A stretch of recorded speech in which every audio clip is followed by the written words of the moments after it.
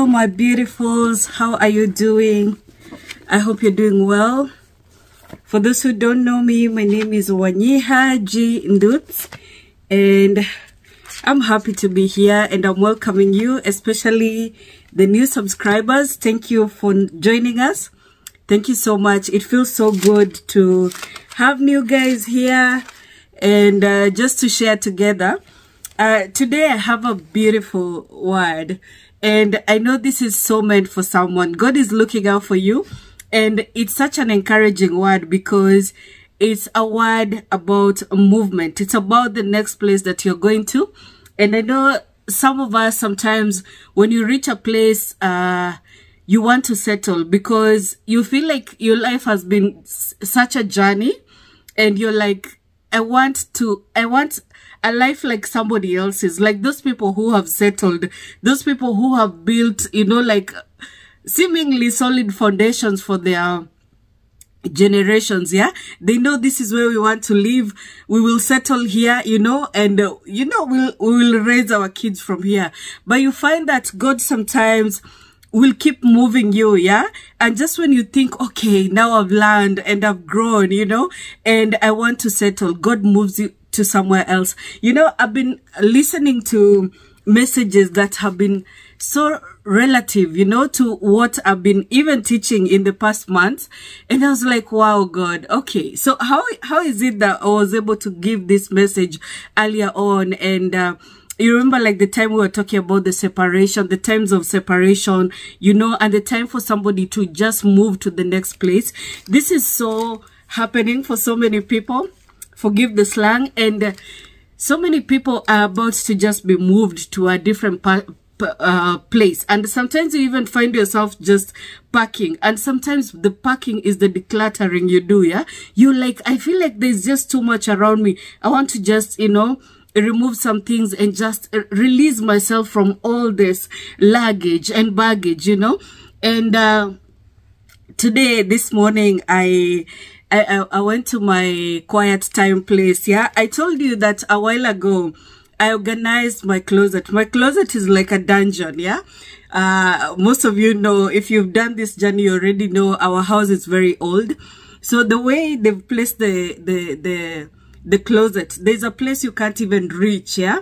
Like you can't walk in there daily because it is carved. And so I used to remove my duvets, yeah? For like the seasonal duvet, I would wrap them and just go and put them there, yeah? So there was like so many duvets there. And one time in the spirit of declutter, I just moved this duvet somewhere else. Granted, I had gotten a different kind of storage. So where we moved some things and we were able to just pack the duvets, and the duvets tend to be so big, especially for winter. So we just packed them there and they were just fitting, yeah? It's like we took all our belts that we don't use and we would just fasten them around them and we packed there. And lo and behold, I was being led to my prayer closet, you know? And it is there that God revealed some things that were so intricate, things I could not have even thought, yeah?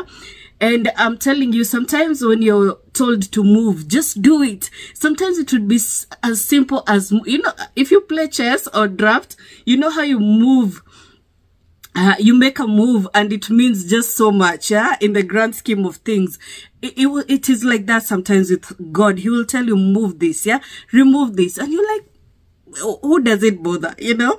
And so I got this prayer closet, and in that season it was just revelation after revelations, things that seemed to matter so much to God, and he burdened them, he burdened me with them so much so that I could go sometimes there to just cry about a certain situation that was not even directly linked to me. And I've seen God work over situations just because of small obedience here and there. And sometimes I would even, you know, try and delay that obedience. I would be like, nduti ni yako. You know. And so yesterday I was thinking, I really don't have a word for Wednesday. Today's Tuesday. So earlier this morning, when I woke up to go pray, I was feeling like I really don't have a word. Maybe I'll miss this week's word, yeah? But I went in there, and a word I've read to you guys so many times concerning a journey just came to me, yeah? And I was thinking, like, immediately I knew it was a word for you guys. And somebody needs to hear this, because you've been on a transition and you think, and I think I mentioned this before, you think you have reached, yeah? And God is like, no, I want to move you just a little further so that here you can settle in a place of sweetness. Beershiba. So I know you already know what I'm about to read, yeah? But I'll give you a background story, especially for people who don't know this story. It's about Isaac and the wells that his father had already dug, yeah? And, you know, it was quite a journey for him. And as much as it seemed easier, he had fought or gone through his father's journey, sort of just stepping where the father had stepped before him, yeah? And he had had experiences where, like, when Rebecca could not bear a child, it was like going through that situation that Abraham went through, you know, again.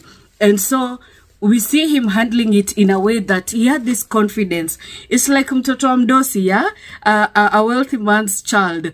You already know that my father has discovered, yeah? So he would just approach God. You know, the God of Abraham, could you sort this out for me?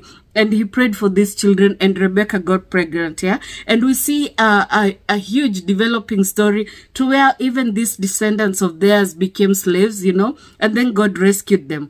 It is wild, the story of Israelites, and it is the same story that we are living in our lives daily. And sometimes you can't relate because you do not think you're that chosen one. You just see your journey being so difficult sometimes, yeah? Yesterday I was listening to a message, and the title was, "You're not depressed, you're a prophet." So many people don't even know that they are prophets. They just, you know, at some point reach a place where they look back and they're like, all these things have happened. Or you go back to a place where you've been and people tell you where it's just like you used to say. And you're like, okay, this is too much coincidence, you know? But God is directing you. You who feels like things are never quite fitting in and fitting, but you see God come through for you each and every time because you're his own and you're chosen for his purposes, yeah? You're working for him or on his behalf to just speak to that crowd of one person. Is it a crowd of one person, or there's an expression, yeah? But you're just addressing that one person. So let's go straight to scripture. And if this is for you, I know that you will know immediately. And if it's not for you, how beautiful that you will come across this when the time is right. You know, let me just tell you another background story. So I went to the Purpose Church Center in 2014 after, and I know I've mentioned this before, after seeing some videos my sister gave to me. And when I saw these videos, I was at a place where I was not going to church. Full disclosure, I had not been in church for a very long time because I left my church, you know, like years before. And then I joined another and I was like, this is not me, you know, this is not my place. And I felt like drawn to God's presence. I could hear God talk and I was like, how come he's talking to me, even though I'm a sinner for not going to church? And I'm not encouraging people to not go to church, but I want to tell you, sometimes God will call you away from the voices, from the noise, because one thing about God's people, they will joyfully serve as slaves.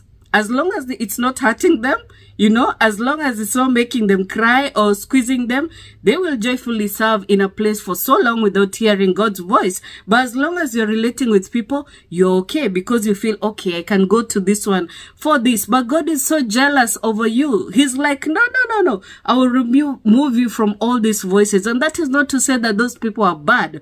But God wants a meeting with you, yeah? And it could be for a long time. So in 2014, because something is always progressing, things are always working and shifting, even when we don't know, even when you don't feel it. So come 2014 and my sister gives me these CDs. And as I'm watching, I'm like, I'm going to this church. She had told me about it so many times before, but I was like, you know. And this one time I was watching and nothing remarkable had happened. It was just meeting these people virtually and just listening. And I was like so attracted to the pastor's wife because she said things that I relate to, you know. And she was like, me, I don't do people, you know, and I don't like being called mom, you know. If you know my friends, they laugh over this, and sometimes they make fun of me on Facebook. If I post something, they'll be like, okay, mom, you know, because they know I hate being called mom, especially by women, because I feel like I cannot relate, you know. And it's not even deep. It just drives me for some reason. And there was this season, you know, like young ladies would just come to me and call me mom. And I'm like, I cannot relate to you, grown woman, calling me mom. Not because I couldn't identify with my age and embrace it. As you can tell, I embrace age just properly. But there was just something that didn't quite feel right. Like it wasn't authentic, yeah? I didn't feel like even the conversation sometimes would have would be mom-like. God, it's a whole thing. But anyway, it's hilarious to those people in my inner circle. But anyway, what was I saying? So I was like, what is this woman saying? This is the place for me. This is my tribe, yeah? And I didn't even go there to meet anyone. I remember what I said or what I thought came from deep in me, you know? The deeper wells that you do not even know exist. I said, I will go, and I identified a place I would sit. Granted, I didn't sit there all the time, but I said, I'm going to sit right there next to that pillar. I'm not going to make friends. I'm not going to relate with anyone. I'm just going here for my miracle. That is 2014. Tell me, where do these things come from if it is not the Lord guiding you, if it is not the Holy Spirit telling you this is where you should step? So I go into Papa Center, and my sister is one social animal. She would introduce me to people, and let me tell you, it would be like I'm not even there. The people would not acknowledge me. And my sister would be shocked because to her, I'm like this bright shining star. And these people would not take any notice. And I was like so happy inside because I'm thinking, this is exactly what I knew would happen. I'm not coming to make friends. You know, I was not supposed to relate. I was not supposed to be distracted in any way. I was going there for my miracle. And when you know, you already know, yeah? And so many processes God will take you through. And you will find that there's a place God is taking you just to pick this one thing that will help you in the journey to somewhere else. And you know, there you will go and be like, immediately, this is not my place. Maybe it is a battleground you're being taken to, or maybe you're just going to finish some business. You will not know until when you look back and you're like, my God, you have led me. You have helped me with every step I've made.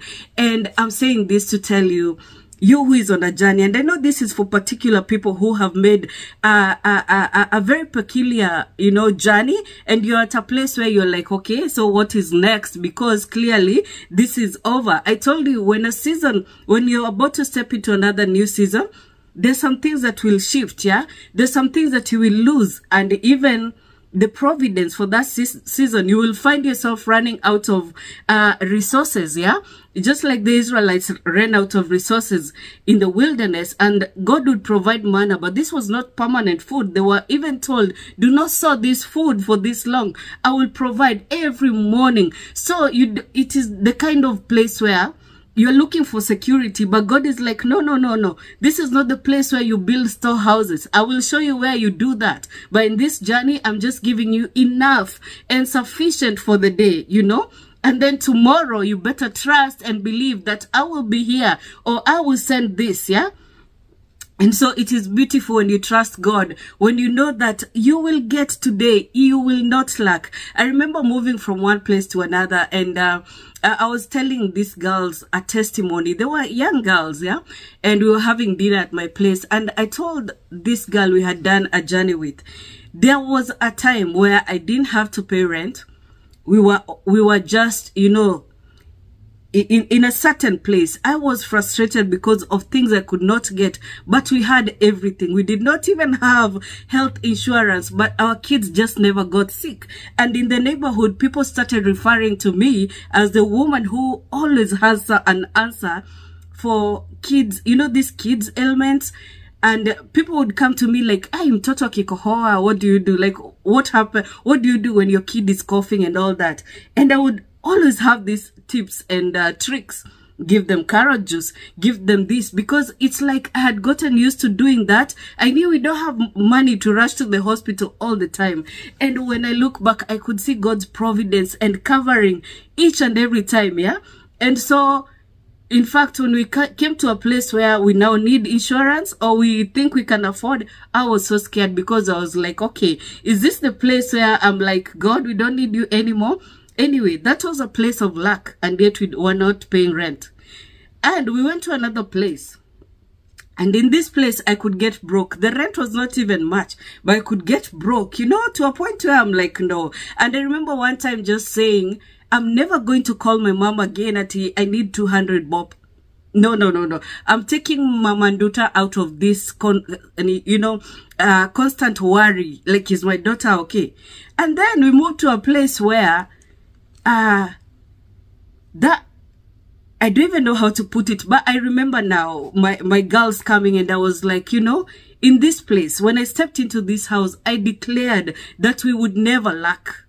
We would have the things that we wish for, yeah? My fridge will be full, and when it's not full, it's because I'm not going to the market to restock.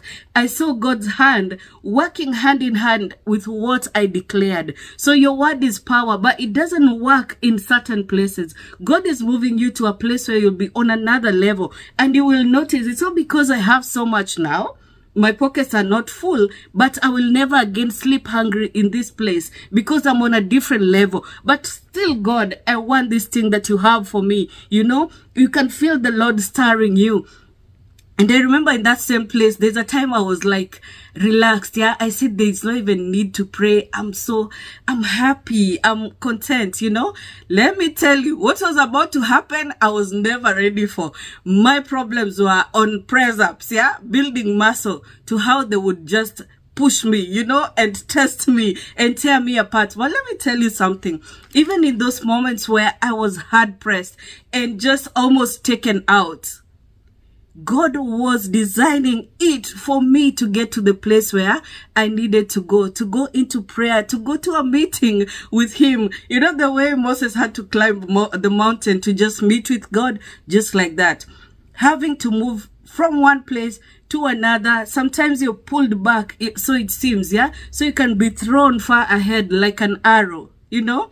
So it's beautiful journeying with God. And for you who sees a journey as so peculiar, like sometimes you don't even know, you're like, oh, I would want to live in a certain state, yeah? Why don't we think about moving to a certain state? And God is like, no, I did not command that, you know? And just now I was listening to a lady and I really laughed because she was like, one time I went to Florida and she moved from one place to another because all these decisions we make like people, like I will go to Florida for the weather and all that. I remember when we moved from Florida and we had to make a journey to Washington, and you know, when you go there to the embassy workers are so friendly, and they were asking us about our journey, and we were like, okay, we are in Massachusetts now, we moved from Florida. And they're like, why would you do that? Who does that? How do you move from a holiday destination and go to a cold place? Because the Lord commands it. And so this lady was saying she went to Florida, and for a whole year, she just felt God's presence moving away from her. And let me tell you, when you don't have God's presence, it's you'd rather die because, you want God's presence. You saw how when God's presence left Saul, he had to, his men just suggested this guy, David, to come and play the harp for him because he needed to calm the demons. You know, it was bad. So let's go directly to the word. And as you read this word, if it's yours, I know it will just sink. And God, I jumped a story to where I went to Purpose Center. I joined Purpose Center and I stayed in 2014. I think the latter part of 2014. And in 2015, I was digging my heels deep in Kenya. And I opened a shop because I wanted now to expand. In fact, I told my husband, Yo, Canada, wacha ikae. I'm no longer coming to Canada. I will just stay here and build my business, just focus on my life. And I started expanding. I was like a woman who is obsessed with just making things work, yeah? Because I was like, I've tried this Canadian journey 3 times. They rejected me. What am I following? Nope, nope. I'm digging my heels in. And as God would have it, because, let me tell you, He will direct you. He will just do things that will amaze you. The goals that I wrote, my 6-month goals, I had met in 4 months, yeah? And I was like, this is it. Why did I take so long? Kumbe, God was raising me so high. So all this that I was doing could pay for the journey. Can you imagine just waiting so many years, building with tears, and then you reach a place where you're like, this is comfortable? And then He takes it all away because He now wants you to want this thing or to obey into going to the next place that He has for you. You know, and sometimes it doesn't look like the place is good because you go and you're like, no, this is not it. How can I move from being called a madam in Kenya to this, you know, having to work so hard, not loving the job, not loving the food, not loving the weather, not loving even some of the people, you know, because you feel like this is not authentically mine.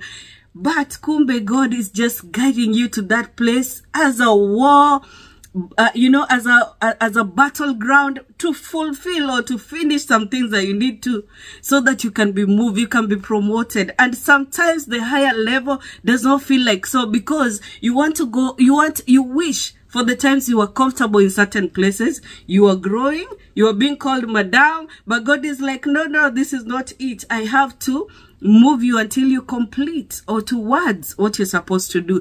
And purpose doesn't feel like it. You could be right in your purpose, deep into it, doing marvelously in it, and sometimes you don't even know that you've won a battle, you know, or that you've been battling. You just know, hii dunia ni shida, you know, but God is doing marvelous things that you do not even know. And that is why, like the last time's message was like, call unto me and I will show you great and mighty things that you do not know, yeah? And every time you call unto Him, sometimes you even get to understand what God is doing, but you're like, hey, it is still hard, yeah? And it's even harder because you want to explain to people, but you really can't, yeah? And people watching from outside, they're like, oh, Heri wewe, you know? Oh my God, she has fallen again, you know? And they do not know. The time passes so fast. Before they know it, God has risen you again in front of their very eyes, you know? And this is not to say that they're not God's people, but sometimes God will have people playing like Penina so that you as a Hannah will pray so hard for your blessing. Anyway, to the story. So in 2015, I didn't go to church much. I told you I was so scared of crossing Mombasa Road with my 3 kids. And I said, God, I want a car. Who is telling you that God did not give me a car by November 2015? And so I was committed. In 2016, my business is going down, but I'm rolling around like a boss lady. And I remember one guy who, whenever I parked, he would be like, mom, kata like this, you know, park like this, park here. It is when the Roraka Thika Road was being rebuilt, yeah, and expanded. And I remember that guy asking me for money, and I said, you know, like, Peter, bro, me, I don't have money. And I keep feeling like the Bible I gave him had money, and it was my only Bible. Other than that, I had a very small Bible, and I just took the Bible and gave him and told him, go and read this word with your wife and children, and you will see how big your life becomes, yeah? Just believe. Because he was telling me, I have a wife, I have a child, we are struggling. Anyway, I'm saying that to say, in 2016, things were happening, a lot of things, and God had sent this young man to minister to me. And one of the things that was happening is that he would minister to me all week. And I would go to church, and the same word that he was telling me would be echoed. But this one time, the pastor had invited Febi Idahosa. And lo and behold, this was the first time I was hearing this message of Isaac. And he talked about how Isaac was moving from well to well, the wells that his father dug, and there would be war between the what are they called? The herdsmen. And Isaac could not fight them. He would be like, okay, let's move to the next one, until they moved to a place where there was peace. Nobody fought over the wars. And still God came around and said, move from there to another place. So this is just to tell you, you who have seen breakthrough after breakthrough, you could be in a place where you're like, okay, we are settled. We are settling now, because settling is so important. It gives us peace in our hearts. But then God is like, I want you to move. I want you to move to another place. And you're like, what is in this place? God, do you know how hard it is to start again? He does, you know, and he's going to make you move. Even when you think you're comfortable, he will move you to a different place so that you can complete a very important mission. So all you have to do is trust and believe. And God has you in that kind of life because he knows you have a lot to do. You have a lot of movement to do. And I told you, some people do not fight. Some people do not vex. Nobody is bothering them because they've already reached. But for you, you always feel like everywhere you go, there's a battle. There's a rejection. There's this and that. And sometimes you even blame yourself solely because you're like, maybe it's how I walk. No. The potter wants to complete the pottery. He wants to make you beautiful, you know. And even when things are not 100%, he will make you over and over again until he ensures that you're good. So call unto him and he will tell you things that you do not know. So let's read this beautiful word. We are going to read from Genesis 26. And I dare say we might read all of it. And then we'll read from Psalm 16. This is going to be a long video. Bear with me. And it is Isaac. The title is Isaac Deceives Abimelech. A severe famine now struck the land, as had happened before in Abraham's time. So Isaac moved to Gerar, where Abimelech, king of the Philistines, lived. Actually, you know what, guys? I just realized that is a whole sermon. So I'm not going to start from there. Let's start from verse 12, where they were conflicting over the water right. And if God allows it, I will go back here and tell you exactly what has just occurred to me, yeah? So when Isaac, and this is a word for the diaspora, and I will come and give it if it's God's will. From verse 12, conflicts over water rights. When Isaac planted his crops that year, he harvested 100 times more grain than he had planted, for the Lord blessed him. He became a very rich man, and his wealth continued to grow. He acquired so many flocks of sheep and goats, herds of cattle, and servants that the Philistines became jealous of him. So the Philistines filled up all of Isaac's wells with dirt. These were the wells that had been dug by the servants of his father, Abraham. Finally, Abimelech ordered Isaac to leave the country. Go somewhere else, he said, for you have become too powerful for us. Sometimes you'll be chased from places. So Isaac moved away to the Gerar Valley, where he set up their tents and settled down. He reopened the wells his father had dug, which the Philistines had filled in after Abraham's death. Isaac also restored the names Abraham had given them. Verse 19, Isaac's servants also dug in the Gerar Valley, or Gerar, and discovered a well of fresh water. But the shepherds from Gerar came and claimed the spring. This is our water, they said, and they argued over it with Isaac's herdsmen. So Isaac named the well Esek, which means argument. Pay attention now. Isaac's men then dug another well, but again there was a dispute over it. So Isaac named it Sitna, which means hostility. Abandoning that one, Isaac moved on and dug another well. This time there was no dispute over it, so Isaac named the place Rehoboth, which means open space. For he said, at last the Lord has created enough space for us to prosper in this land. So he was settling, he was thinking, this is it, this is the place, thank you, Jehovah. But from there, Isaac moved to Beersheba, where the Lord appeared to him on the night of his arrival. I am the God of your father Abraham. He said, do not be afraid, for I am with you and I will bless you. I will multiply your descendants and they will become a great nation. There's a place where you move and God will surely speak because he has guided you there for his purposes. He said, do not be afraid, for I am with you and will bless you. I will multiply your descendants and they will become a great nation. I will do this because of my promise to Abraham, my servant. Then Isaac built an altar there and worshipped the Lord. He set up camp at that place and his servants dug another well. Isaac's covenant with Abimelech, that's the title. One day, King Abimelech came to Gerar with his advisor Ahuzzath and also Phicol, his army commander. Why have you come here? Isaac asked. You obviously hate me since you kicked me off your land. They replied, we can plainly see that the Lord is with you, so we want to enter into a sworn treaty with you. Let's make a covenant. Swear that you will not harm us, just as we have never troubled you. We have always treated you well, and we sent you away from us in peace, and now look how the Lord has blessed you. So Isaac prepared a covenant feast to celebrate the treaty, and they ate and drank together. Early the next morning, they each took a solemn oath not to interfere with each other. Then Isaac sent them home again, and they left in peace. That very day, Isaac's servants came and told him about a new well they had dug. We found water, they exclaimed. So Isaac named the well Sheba, which means oath.